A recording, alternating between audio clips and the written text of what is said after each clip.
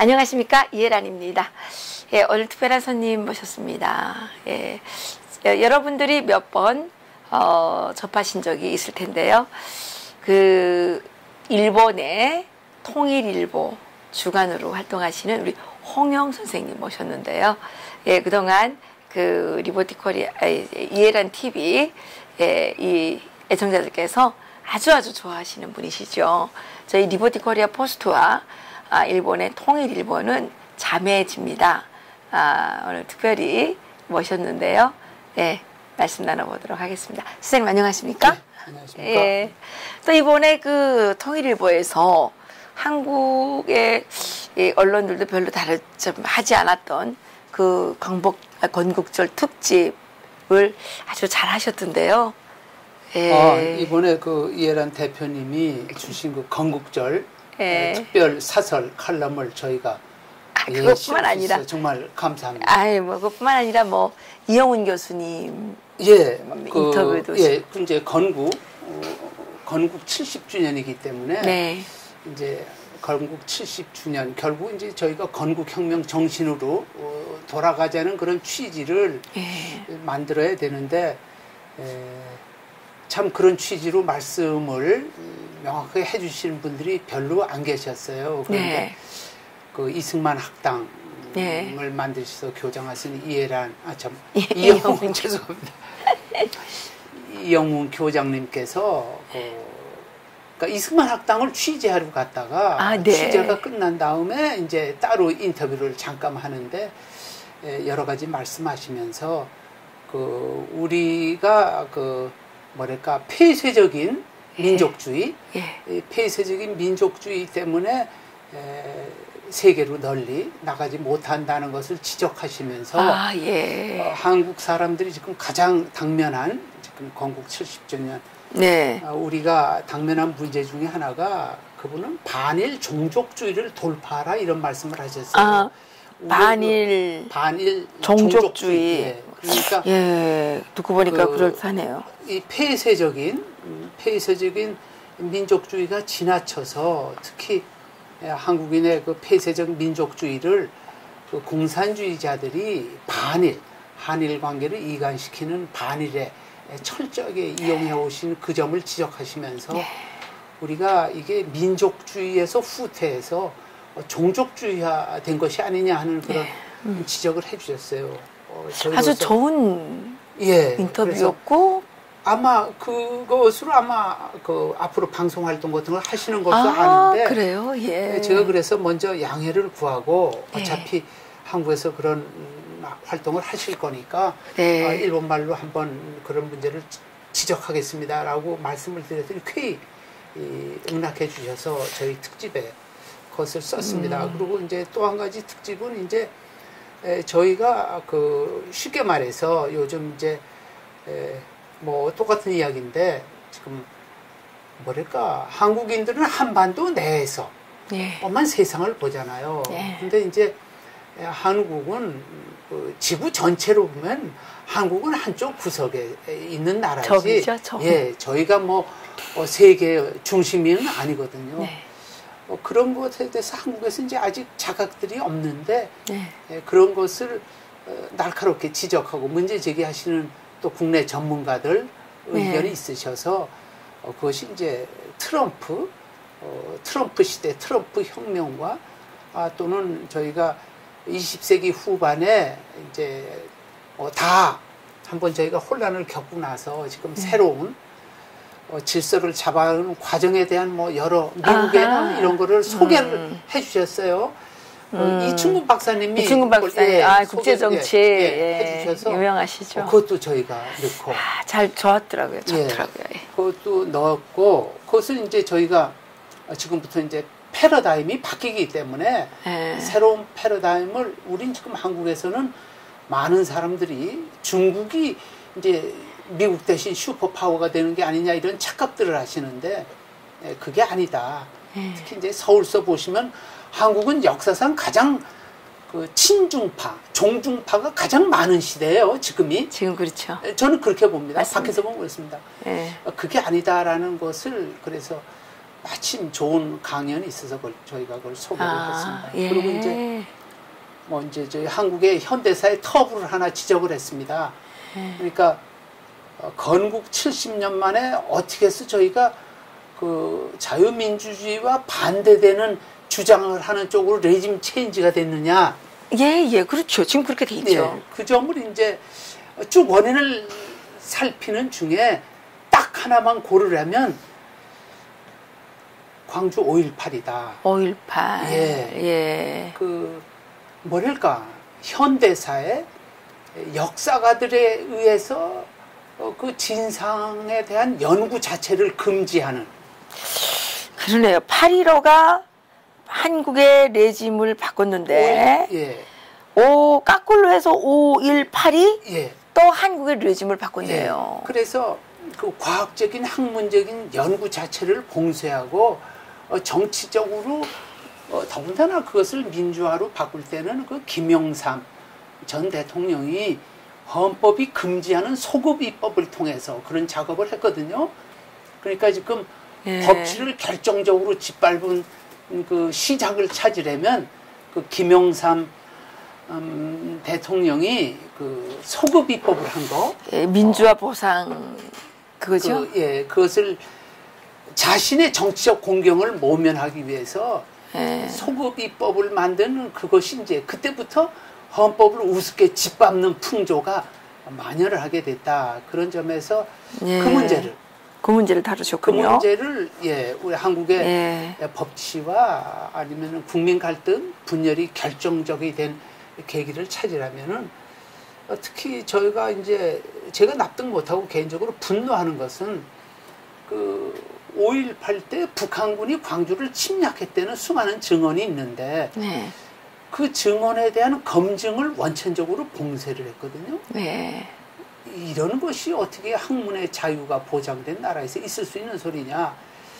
그때부터 이제 그 때로 우기면은 그것을 정의라고 부르는 뭐 그런 게 된 게 아니냐 해서 저희 건국 70년에 명함을 조명해 볼 때 아주 의미가 있는 것 같은데요. 그런 문제가 있다 해서 그것을 저희는 그것을 이제 건국절 70주년 특집에서 다뤘습니다. 거기에 이제 그 건국 정신에 대한 좋은 칼럼을 써주셔서 저희가 너무 부족해서 좀 부끄러웠어요. 어쨌든 우리 그 애청자들께서 기회가 되시면 통일일보 많이 봐주세요. 이게 일본어가 요즘은 구글에서 아주 그 번역이 잘 되더라고요. 아니 그 번역이 가끔가다 잘 되는데요. 제가 보기에 한 85%에서 90% 완성도가 돼요. 그 내용만 파악하면 되니까. 근데 결정적일 때 한 10% 엉뚱한 번역이 나올 수도 있지만 그때는 우리 주관님께 물어봐야죠. 좀 난감한 적이 있어요. 난감한 적이 있죠. 주관님 지금 그 대북 제재, 남북 교류, 남북 경협 이게 지금 상당히 상충되는 상황인데 말도 안 되는 건데 지금 진행이 되고 있습니다. 여기에 대해서 우리 주관님의 좀 그 아주 사려 깊은 말씀을 좀 듣고 싶어요. 이거는요, 이제 조금 전에 말씀드린 것처럼 국가의 최고 규범은 헌법입니다. 그렇죠. 헌법인데 이제 아까 말씀드린 것처럼 5.18을 민주화 운동으로 억지로 만들기 위해서 헌법이고 뭐고 이제 절차부터 헌법이 절대로 금하고 있는 이제 소급 입법을 했다는 거죠.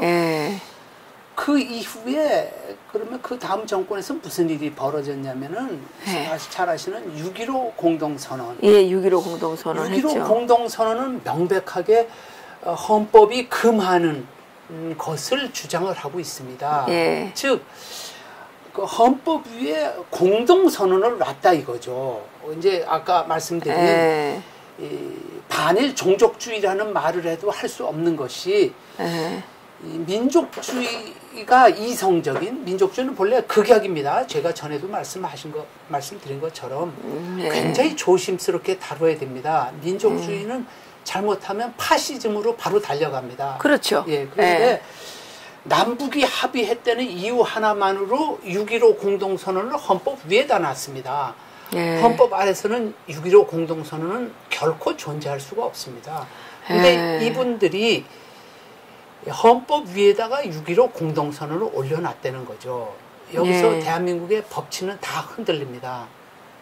그러니까 그 뒤에 이제 대한민국은 헌법을 지키는 유일한 법적 장치가 국가보안법 하나밖에 없습니다. 그렇죠. 전에 말씀드린 것처럼 독일은 동서독 분단됐을 때 9개, 10개나 그런 장치가 있었는데 대한민국은 오직 국가보안법 하나만이 저희 헌법의 핵심적 가치를 보호하는 장치인데 그럼 지금 이슈나 하나예요.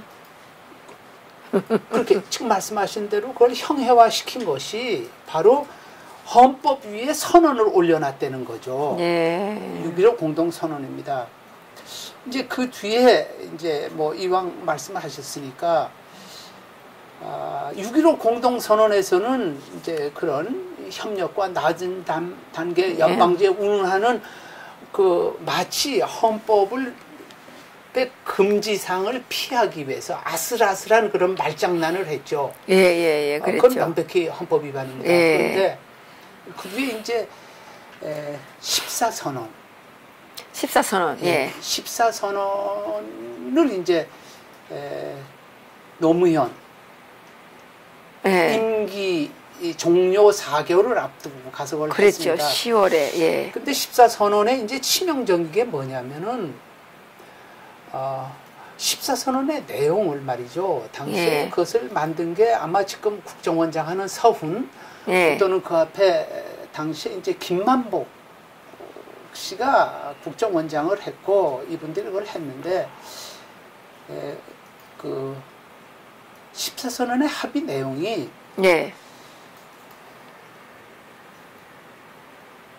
제가 보기에는 남북이 사전에 협의해서 만든 게 아니라 평양이 내놓은 문안에 한국이 사인을 한 거다 이거죠. 그런 것 같아요. 이제 그 증거가 그 뒤에 이제 뭐 현대사 연구하시는 뭐 이주천 교수님 이분들이 그거를 찾아내서 다 적시를 하셨는데 14 공동선언에 나오는 그 합의 사항은 그 김일성이가 그 1980년에 6차 당대회 6차 당대회 그때 고려민주연방공화국 제안을 합니다. 그렇죠. 근데 그때 김일성이가 고려민주연방 제안을 하면서 남북이 고려민주연방제가 됐을 때 남북이 해야 될 10개의 사업을 나열을 합니다. 남북이 김일성이 말한 그 10개의 사업을 순서만 살짝 바꾼 게 14 공동선언입니다. 그래요. 맞아요. 근데 거기에 더 치명적인 게 뭐냐면은 그때부터 유무상통이라는 말이 나옵니다. 5항. 14선언 5항에 공리공용과 유무상통의 원칙에서 그렇죠. 유무상통이라는 말을 아는 사람이 거의 없습니다. 너무 생소한 말이어서. 유무상통. 가진 자와 갖지 않은 자가 서로 돕는다는 소리인데요. 말 뜻을 그냥 풀면 그렇죠. 근데 갖지 않은 자가 어떻게 가진 자를 돕습니까? 쉽게 말해서 가진 자가 갖지 못한 자한테 주는 것을 그러니까 강도가 어느 집에 들어가서 훔쳐가고 뺏어가고 북한에서 그런 일이 있었다고 그러죠. 간부 집에 들어가서 그걸 가져가면서 유무상통이다라는 글자를 남긴 그런 일이 있었다는 걸 제가 들은 적이 있습니다. 이것은 그 뭐랄까 마피아들이 이 돈 가진 사람을 갈취할 때 쓰는 말이 유무상통입니다. 유무상통이라는 정신은 그때 일방적으로 퍼준다는 것이 그런 말로 표현이 된 겁니다. 퍼주기가 유무상통. 우리가 가진 남쪽이 없는 북쪽한테 퍼준다는 말이 유무상통 정신입니다. 근데 한국에서는 더군다나 북한이 기초한 문화를 한국의 언론이나 전문가들이 점검하는 과정에서 이 단어 자체를 전부 놓친 거예요. 유무상통이 뭔지를. 훨씬 뒤에야 이제 그게 문제가 되는데, 이 유무상통 정신을 이번에 판문점 선언에서도 4월 달에 그러니까. 똑같이 반복이 됩니다. 유무상통 정신에서 남북 경협을 한다고 이번 4월 달에 됐습니다. 그러니까 문재인은 김정은에게 내가 퍼주겠다고 선언한 겁니다. 문서로. 그러네요. 문서로 선언한 겁니다. 그리고 문재인은 그것을 지금 국회에서 비준하라는 거죠. 근데 국회의원들이 이걸 비준하면 역적들 되는 거죠. 있을 수 없는 거죠. 그렇죠. 세상에. 국회의원들이 좀 정신 좀 바짝 차려야 돼요. 이게 정말 후세에 역적으로 남지 않으려면 지금 정말 잘해야 된다는 생각이 드네요. 아니 그러니까 소위 말해서 이제 비준으로 하려는 말은요. 국내에서의 행위를 비준하는 말은 없습니다. 비준하는 말은 이제 국회에서 헌법이나 다 보시면 아시겠지만은 그건 대외적으로 조약 뭐 이런 것에 대해서 비준이 되는 거죠. 네. 비준, 정확하게 말하면 비준이 아니라 비준동입니다. 비준은 국가 원수, 국가를 대표하는 사람이 하는 거고, 국회는 이제 대통령의 비준 행위에 대해서 동의를 하도록. 그럼 같이 공범되자 이거네요. 공범되자는 겁니다. 그러니까 그러네요. 예. 내가 퍼주기를 선언했으니 국회가 국민을 대표해서 공범으로 이제 연대 보증 도장을 찍어라. 나랑 공범하자 그런 거네요. 공범하자는 이야기입니다. 그러니까 지금 과연 국회에서 지금 일단 뭐 청와대가 그렇게 말을 했으니까 그러면 국회의원들께서 만약 판문점 선언과 판문점 선언에 명시된 14선언을 그분들이 문안을 보신다면 어떻게 그런 소위 말해서 합의 문서에 유무상통이라는 그 도둑들, 마적들이 쓰는 용어가 들어갔느냐 하는 그것부터 사실은 따져야 됩니다. 사실은 그 북한은 토 한자를 놓고 따지는 인간들이거든요. 그렇죠. 그러니까, 이건 완전히 당한 거죠. 그러니까 저쪽에 대남 비서가 들고 온 문서에 그냥 사인하고 그냥 있죠. 사인한 거죠. 당시에도 그러지 않았습니까? 김영건이가 앉았을 때 사인했고 이번에도 김영철이가 있는데 사인하지 않았습니까? 그 주간님, 제가 이제 북한의 이런 뭐 역사, 근현대사를 쭉 보는 과정에 뭘 봤냐면 김일성이는 한 번도 자기 힘으로 살은 적이 없어요. 해방된 이후에, 그러니까 소련에 의해서 북한은 소련군에 의해서 그러지 않습니까? 해방된 이후에 정권을 이제 창출을 했죠. 그래서 올해 9월 9일에 지금 70주년 지금 기념한다고 지금 하고 있지 않습니까? 그러니까 분단돼서 이 73년 동안 김일성 그 족속이 이 북한이라는 지역을 지금 통치하고 있지 않습니까? 그 기간 동안에 늘 지원을 받거나 남한테 빼앗아 오거나 이런 방식으로 살아왔더라고요. 말씀하신 게 예. 이제 사회주의권에서 코메콘이라고 있었죠. 예. 바로 코메콘이 유무상통입니다. 예. 그러니까 소련이 이제 자기 공산 사회주의 진영을 이렇게 다스리기 위해서 기름을 맞아요. 유무상통. 그게 유무상통 나왔어요. 맞아요. 코메콘을 설명할 때 바로 유무상통. 그렇군요. 예. 근데 이제 제일 자원을 많이 가졌던 소련이 형님 노릇하느라고 그때 유무상통으로 자기 졸개들을 먹여 살렸던 거죠. 그게 지금 소련에서 모스크바에서 코메콘으로부터 받아먹던 유무상통을 지금 서울로 돌렸다는 이야기입니다. 그렇군요. 그거를 지금 서울로 돌리고 한때는 일본이 유무상통한 거 아니에요? 저 청년들이 맞습니다. 정확하게 말하면 일본이 아니고 조총련이 유무상통의 대상이 됐었죠. 전에도 제가 잠깐 말씀드렸지만은 조총련이 이제 80년대가 되면 그러니까 일본 경제가 곧 미국을 능가할 것이라고 뭐 호황을 넘어서 뭐 정말 아침부터 술에 취해 있던 그런 1980년대 조총련 숫자가 대체로 20만 정도였습니다. 조직 숫자가 20만밖에 안 되나요? 20만 정도였습니다. 그때 맨날 70만 줬잖아요. 아, 그건 이제 다 그건 뻥을 치는 거예요. 뻥을 친 거예요? 20만이었는데 20만이면은 당시에 그 북한의 인구의 한 1%에 해당됩니다. 그렇죠. 그런데 저희가 이거 이제 많이 연구를 해서 뭐 꽤 고생했습니다. 이걸 알아내기 위해서 그 고생을 했는데 북한 인구의 1% 되는 재외국민, 그래서 봐서 일본에 있는 재외국민들의 그 실력이 경제 실력, 돈이죠, 돈이 그 연간, 그러니까 이제 개념을 이제 구태여 GDP라고 한다면 연간 조총련은 GDP는 없죠. 일본 인구의 뭐 0.몇 %밖에 안 되니까. 그런데 이 북한 인구의 1%인 조총련의 연간 경제활동 규모가 북한의 2배 반이 넘었었다는 거죠. 예? 북한의 GDP의 2배 반이 넘었다는 거죠. 2배 반이요? 네. 와, 어마어마했네요. 그래서 이 조총련이 김일성을 계속 먹여 살려준 거 아닙니까? 그래서 북이 거기다가 빨대를 꽂았습니다. 그러니까요. 유무상통의 빨대를. 유무상통의 빨대를 여기다 꽂았다. 거기다 꽂았습니다. 얼마나 빨아갔나요? 얼마나 빨아갔냐면요. 그 이제 황장엽 씨가 황장엽 선생이 여기 한국에 온 뒤에 특별히 당국에 요청을 해서 황장엽 씨를 그 인터뷰를 한 적이 있습니다. 네. 이제 뭐 중요한 이제 다 끝나시고 이제 그 황장엽 씨가 이제 시간적 여유가 당국과의 접촉 후에 시간적 여유가 있을 때 특별히 이제 면회 신청을 해서 가서 여쭤봤어요. 네.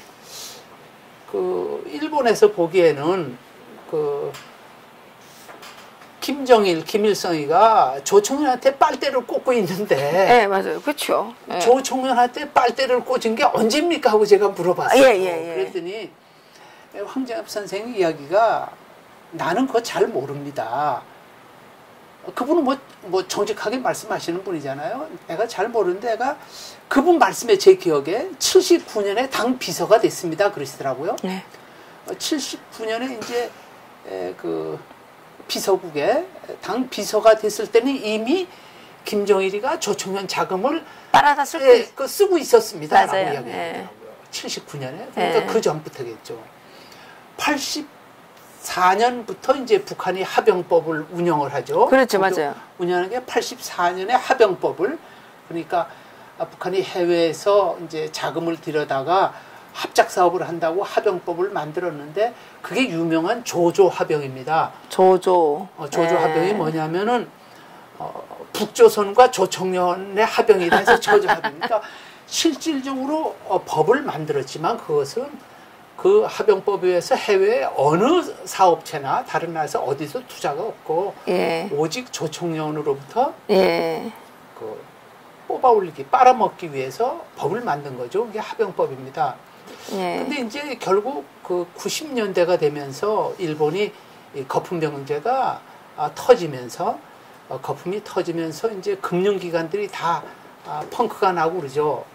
다 몰락을 하고 그러는데 그때 이제 조총련이 가지고 있던 신용조합, 좋은 신용조합이라는 신용조합이 있었습니다. 좋은 신용조합이라는 것이 있었는데 그 신용조합이 그때 이제 파산이 됩니다. 일본 경제 파탄과 함께 파산이 돼서 일본 정부의 공적 자금이 130억 달러가 투입이 됩니다. 그러면서 조총련 사람들을 그걸 다 배제시키고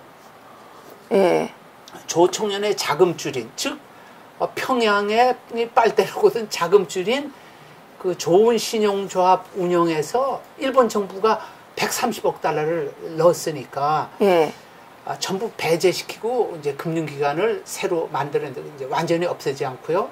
근데 그 바로 좋은 신용조합이 이 80년대 그러니까 전성기에 예금고가 3조엔이 넘었습니다. 3조엔이면 지금 300억 달러가 넘죠. 그때 300억 달러면 와 어마어마한 규모인데. 그거를 저희가 듣기에는 김정일이가 조총련에 그 좋은 신용조협에 있는 예금고를 가져오라고 명령했다고 소문이 다 나 있습니다. 아, 김정일이가? 김정일이가. 이거를 가져와라? 그 조총련 신용조합에 그 예금고가 3조 300억 달러가 넘는데 이거를 평야로 가져와라 라고 당시에 뭐 허종만 등등한테 지령했다는 것이 소문이 파다하게 다 났습니다. 그러니까 조총련이 이제 북에서 요구하는 대로 한없이 돈을 보내다가 전부 파산을 하게 된 거죠. 그래서 이제 일본 정부가 결국은 그 부실 채권을 일본에 공적 자금을 투입했기 때문에 그 부실 채권 회수를 하기 위해서 자기들이 투입한 자금에 제가 알기에 5% 정도 회수했을까요? 그러니까 조총련이 이제 그 담보를 엉터리로 이제 가공의 담보도 수많은 걸 넣고 조총련의 건물들을 담보로 넣었습니다. 그래서 나중에 이제 조총련 중앙본부가 경매 들어가는 것이 그 일본 정부가 그 가지고 있는 부실 채권에 대해서 채권 회수를 하기 위해서 조총련 본부를 경매에 붙였던 거죠. 예. 그게 전부 평양이 유무상통 정신에 의해서 조총련을 철저히 착취해서 조총련 모두가 그러니까 애국 사업을 위해서 수많은 동포들이 아마 아실 겁니다. 그 하병법 이외에도 수많은 그 동포들이 그 북한에 있는 93,000명의 인지들 때문에 북송자는 93,000이지만 그 뒤에 거기 가서 가족들이 늘어났기 때문에 북한에 또 북한 인구의 최소한 1% 이상이 귀국 교포와 그 가족들입니다. 그렇죠. 북한 인구에 그러니까 김일성은 해외 북한 인구의 1% 정도의 빨대를 끌고 그걸 철저히 다 착취를 했고 맞아요. 다음에 북한 내 인구의 한 1%, 한 20만 명의 인지를 가지고 계속 일본에서 끝없이 착취하는 그 공작을 했고 예, 맞습니다. 이것이 제가 오늘 말씀드릴 수 있는 유무상통의 전형입니다.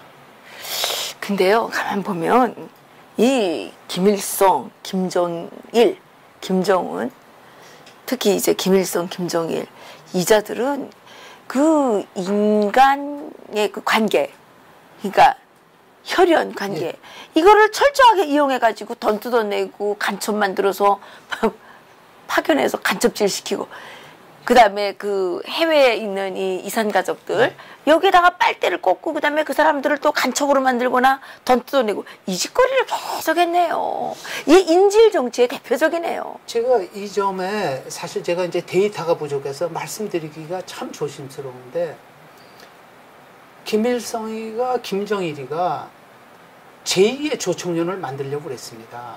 미국에. 그렇죠. 그거 했어요. 예. 제가 그거 잘 아는데. 잘 아세요. 왜냐하면 우리가 미국에 친척이 있잖아요. 예. 그래서 이제 조총련 내에서 이제 돈을 다 뜯어먹다가 이게 80만 년대 말 가니까 돈이 이제 안 되는 거예요. 그래서 이제 갈아타기를 이제 하는 거죠. 갈아타기를 한다고 얘기했어요. 그래서 갈아타기를 해서 그게 이제 아류들이 나온 게 신은미 뭐 이런 그 노길남 뭐 그래서 그 비슷하게 만든 거 아니에요? 노길남이 뭐 이런 거. 제가 이거 사실 뭐 조심스럽긴 한데 이거 현실이기 때문에 제가 말씀을 드리고 싶은데 맞아요. 그럼 미국에서의 제2의 조총련을 만들 수 있었느냐? 결국 실패를 합니다. 실패했죠. 그러면 단념을 했느냐? 단념을 아니죠. 하지 않았습니다. 이거 뭐 몰매를 맞을지 모르겠는데 미국에 한국인이 하는 교회가 4,400개 정도 있다고 맞습니다. 봅니다. 교회에 침투했습니다. 한인교회가 한 4,400개 정도, 최소한 4,400개라고 들었습니다. 지금 오늘 현재로. 그런데 이제 이 교회가 미국에서는 교회가 북에다가 유무상통 빨대 노릇을 했죠. 맞아요. 일본에서는 조총련, 미주 지역에서는 교회. 아주 단순하게 말하면요. 교회 하나가 1년에 10,000불을 인도적 지원을 한다고 북에다 바치면 4,400만 불입니다. 그러네요. 근데 이게 이제 교회이기 때문에 공안 당국이 뭐라고 하기가 제일 어려운 부분이에요. 근데 우리나라도 이미 뭐 무슨 정의 구현한다는 놈들부터 시작해서 우리나라도 교회가 동성애 지지하는 녀석들은 전부 김정일 지지하는 놈입니다. 저는 그렇게 봅니다. 맞아요.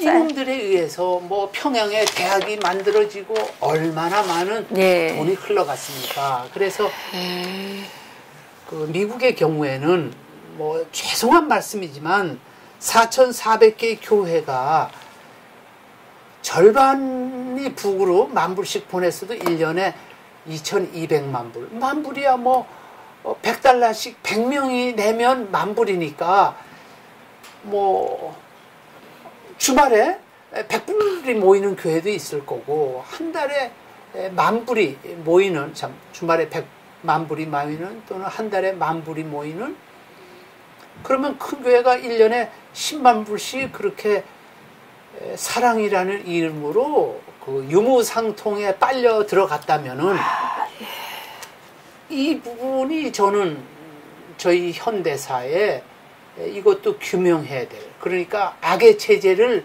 존속시킨 그 빨대 역할을 한 그 뭐랄까요 그 검은 역사에 규명해야 될 부분이라고 저는 생각합니다. 선생님 정말 유무상통이 한 4글자를 가지고 어떻게 이렇게 그 본질을 탁탁 짚으십니까? 아니 걔들이 얼마나 그게 중요하면 합의서에 공동선언에 명시했겠어요. 제가요? 도망갈 길 없게 넣은 겁니다. 그거는 너희가 유무상통 정신으로 한다고 그러지 않았느냐. 너희가 우리보다 남조선이 50배 많다며 그렇잖아요. 너희 50배 많으니까 10분의 1이나 우리한테 달라. 이게 저쪽이 주장하는 유무상통입니다. 그게 공동선언에 문자로 명시됐는데 한국 사람들은 까막눈이에요. 그게 왜 의미 없이 그게 들어갑니까? 유무상통 정신으로 경협을 한다고 명시됐는데 전 도대체 한국의 그 메디아들은 거기에 그 뭡니까? 그 논설위원 하시는 분들은 전문가들은 뭘 가지고 하시는지 전 정말 저희가 밖에서 보면요. 그래서 저희가 서울이 집단 최면 상태에 빠졌다라고 보는 겁니다. 밖에서는. 선생님, 이 유무상통에 대해서 좀 이 칼럼을 하나 좀 보십시오. 아니 제가 왜 그러냐면 이 유무상통을 들으면서 이제 그 교회, 미국의 교회 이야기를 하셨지 않았습니까? 사실 저희 친척이 미국에 있기 때문에 제가 우리 친척을 찾기 위해서 해외동포 지금 원어위원회죠. 그때는 교포천국이었어요. 제가 거기를 교포사업천국이죠. 교포사업천국. 거기를 뻔질나게 드나들었어요. 그리고 그 미국 국장을 만나려고 엄청 가서 기다렸는데 얘네들이 안 만나주는 거예요. 그래서 저는 이제 버티기 작전을 했죠. 그래서 가서 하루 종일 이제 그 접수에 앉아서 이제 계속 기다렸는데 그때 이 사람들이 그 들고 날고 하면서 하는 이야기를 들었는데 그때 그 사람들이 무슨 얘기를 했냐면 미국 그 목사들이 미국에서 온 한국 목사들 있잖아요. 이 사람들이 돈을 제일 잘 준다는 거예요. 너무 좋다는 거예요. 나 이제 갑자기 그 생각이 났어요. 아니 저희 뭐 이거 유명한 이야기 아닙니까? 소위 개척교회 목사. 개척교회 목사도 북에 갈 때 최소가 $20,000였다면서요. 그 얼마인지 모르는데 바치는 게 이게 중국 사람이나 이게 그 저청년도 좀 까다롭대요. 얘네들이 다루기가. 아무래도 그렇겠죠. 저청년 자기네 돈 사업에서 번 돈 아닙니까? 근데 목사님들은 자기가 사업에서 번 돈이 아니라 교인들한테 받은 돈이잖아요. 그러니까 돈을 제일 잘 쓰더라는 거예요. 난 북한에서 그 얘기를 들은 적이 있어요. 아까 조청년에 빨대를 꼽았다고 그랬잖아요. 네. 근데 나중에 미국 교회에 빨대를 꽂았죠. 그 이후에 뭐 미국 당국이 지금 눈치는 채는데 그 미국이라는 게 교회 헌금한 걸 일일이 뭐 아마 그거 들여다보기가 어려울 겁니다. 어렵죠. 그래서 미국 당국이 정말 그게 대북 제재를 하고 싶으면 이 교회 빨대 꽂은 거를 막아야 되는데 그러니까 북한에 못 가게 하는 걸 잘하는 거죠. 트럼프 대통령이 북한에 못 가게 하잖아요.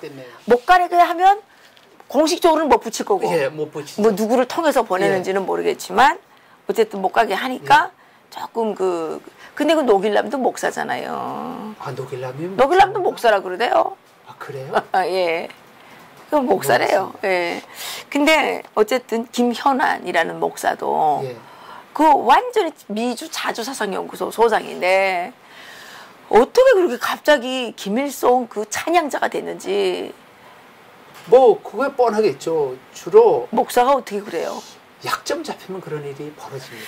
옛날에 실제 한국에서도 그런 일이 있었거든요.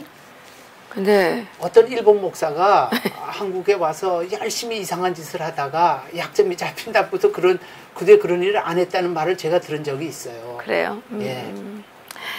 그 어쨌든 이 유무상통이 북한의 핵심 도구네요. 저희가 사인했잖아요. 유무상통으로 하겠다고. 그러니까. 그리고 며칠 전에 지금 이제 밖에서 보면요. 국정원장이 서훈이냐 정해구냐 이제 이렇게들 이야기들 했어요. 예. 서훈이는 그냥 얼굴 마담이고 뭐 그 국정원 그 숙청사령관은 정해구가 아니었느냐. 성공회 대학 하던. 근데 정해구 아직도 아마 무슨 뭐 위원장이겠죠. 뭐 개혁발전위원회인가 뭐 해산된지 모르겠는데. 지금 끝나지 않았나요?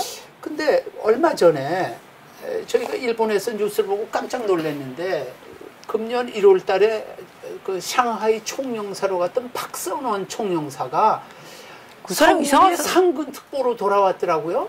그 사람 국정원장? 옛날에 1심에 예, 바로 그 박선원입니다. 예. 그 사람이 국정원장 상근 특보로 돌아왔어요. 그걸 보면 이게 유무상통 작업을 가속화시키기 위해서 그러게요. 그 총영사 나간 사람을 억지로 다시 불러들였냐 뭐 아니 동병에서 전문가들이 만나면 그런 소리를 합니다. 그래서 그 사람이 간첩이라는 게 아니라 한때 간첩 거기에 그 수사를 받았던 사람이잖아요.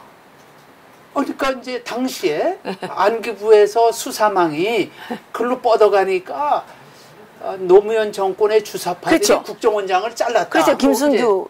뭐 그게 그렇게 돼 있는데 공교롭게도 당시에 이제 뭐 14선언할 때 비서실장이 지금 문재인이고, 그렇죠. 그때 그 작업을 했던 뭐 통일비서관이 박선원이고, 그때 그 작업을 했던 실무차장이 서원이고, 근데 지금 다시 다 모여고 다시 불러들이고 하는 거 보면서 아니 일본에서 전문가들이 이렇게 본다는 아니 이야기입니다. 그러니까 그걸 본다는 얘기죠. 우리가 뭐 그렇다는 게 아니라 그렇게 본다는 얘기죠. 뭐 이런 이야기도 있다.